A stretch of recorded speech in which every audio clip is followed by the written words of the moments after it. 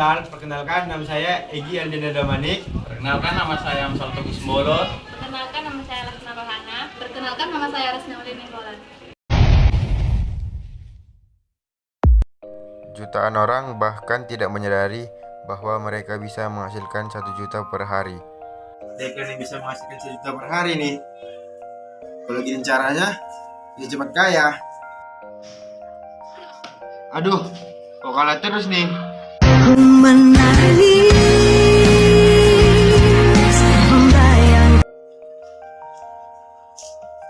Oi, kenapa bro? Malah aku lihat iklan bro dari aplikasi ini, katanya bisa menghasilkan 1 juta per hari. Nah, dari situ saya tertarik. Ternyata aplikasi itu penipuan.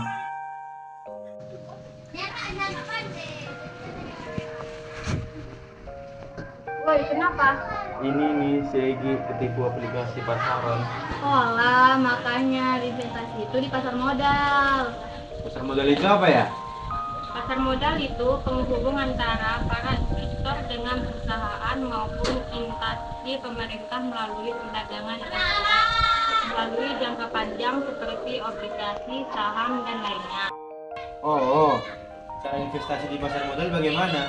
Cara investasi pasar modal itu gampang dan mudah. Yang pertama itu menentukan tujuan investasinya. Terus yang kedua, paham perusahaan yang harus diinvestasikan. Yang ketiga, jangan hanya diinvestasi di satu sektor.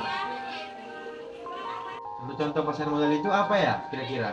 Oh, contoh-contoh pasar modal yaitu deposito, emas, kripto, properti, saham, dan sun.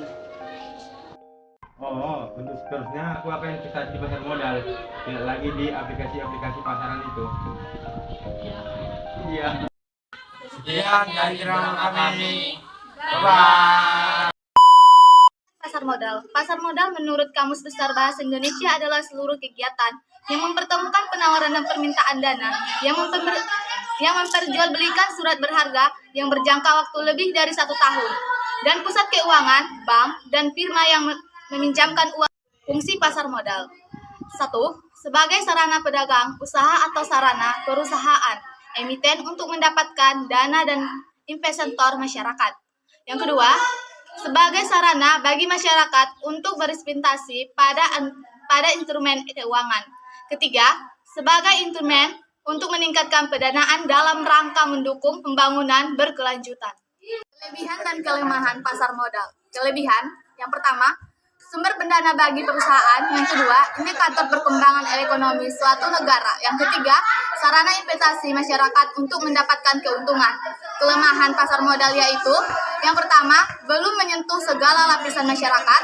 Yang kedua, ketidakstabilan terus sangat berpengaruh kepada harga saham. Yang ketiga, tidak seluruh investasi berujung manis. Pasar modal dibagi menjadi 4, yaitu yang pertama saham, yang kedua reksadana, yang ketiga surat ulang atau obligasi, yang keempat exchange traded offering atau FTV. Pengertian saham, yang pertama saham yaitu surat berharga yang menjadi bukti kepentingan atau perusahaan. Yang kedua, reksadana adalah sebagai instrumen investasi yang menjadi wadah untuk pengumpulan serta mengelola dana beberapa investor. Yang ketiga, surat utang atau obligasi. Sebagai pemilik surat, ulang dapat dipindahkan dan dimegangkan memiliki hak untuk memperoleh bunga serta pelunasan utang pada jangka yang telah ditentukan.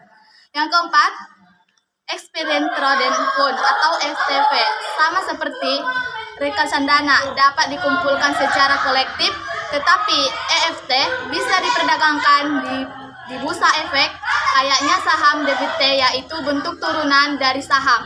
Terdapat 2 jenis interventur di pasar modal Indonesia, Wawat dan Free.